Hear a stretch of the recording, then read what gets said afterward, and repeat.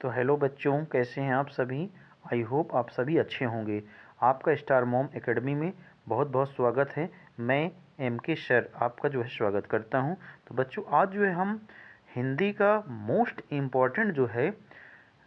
Important रचनाएं और उनके लेखक की एक सूची लाए हैं, जिससे आप पेपर में अच्छी तरीके से याद करके जाएंगे। पेपर में हर बार पूछा जाता है। तो बच्चों, पहला हम ले रहे हैं गद्य खंड, जिसको प्रोज कहते हैं। तो बच्चों देखो, इसमें रचना, लेखक और विधा, तीनों हमने सेशन किया है। तो पहला है आपका पहली रचना है। पहली रचना देखेंगे बच्चों, पहली हमारी रचना है चिंतामणि।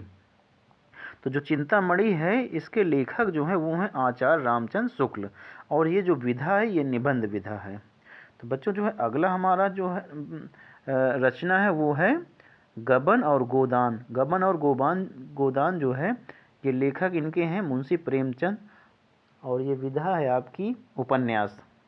बच्चों अगला मोस्ट एंड इम्पॉर्टेंट, कई बार पेपर में आया भी है, आकाशदीप और ममता।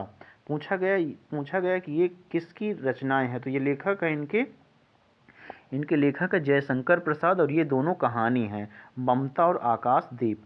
तो बच्चों देखते हैं अगला अगली रचना हमारी भारतीय संस्कृति।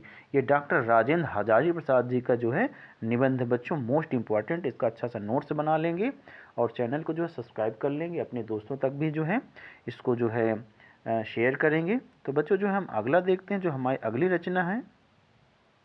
तो हमारी अगली रचना है भारतीय संस्कृति। तो हमारी भारतीय संस्कृति राजेंद्र हजारी प्रसाद जी का निबंध है बच्चों। अगली हमारी रचना है आजाद शत्रु।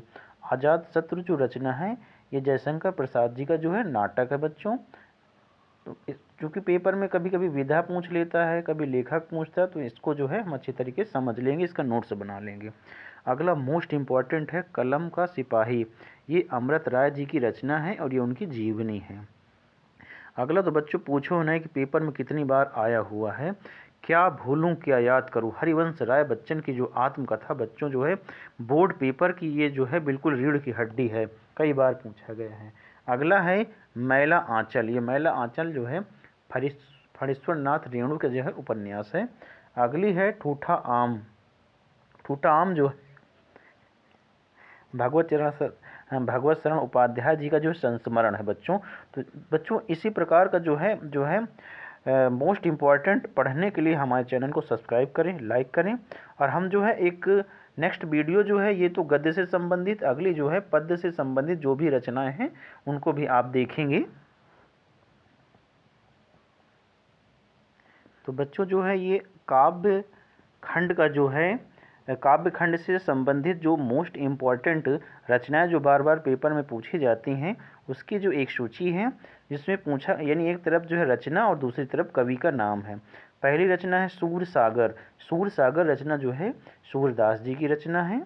अगला है रामचरितमानस। रामचरितमानस तुलसीदास की, ये 2025 के पेपर में पूछा भी गया था बच्चों।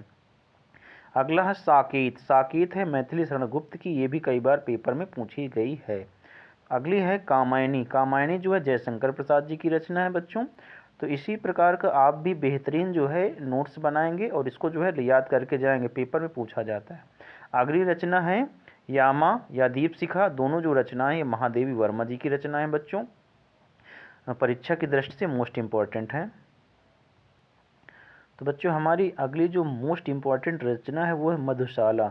मधुशाला रचना हरिवंश राय बच्चन की रचना है। अगला हमारी आज की अंतिम रचना है वो है चितंबरा। चितंबरा सुमित्रा नंदन पंत जी की रचना है। तो बच्चों हमारे चैनल को लाइक करें, सब्सक्राइब करें तथा अपने दोस्तों तक शेयर करें। Thank you for watching this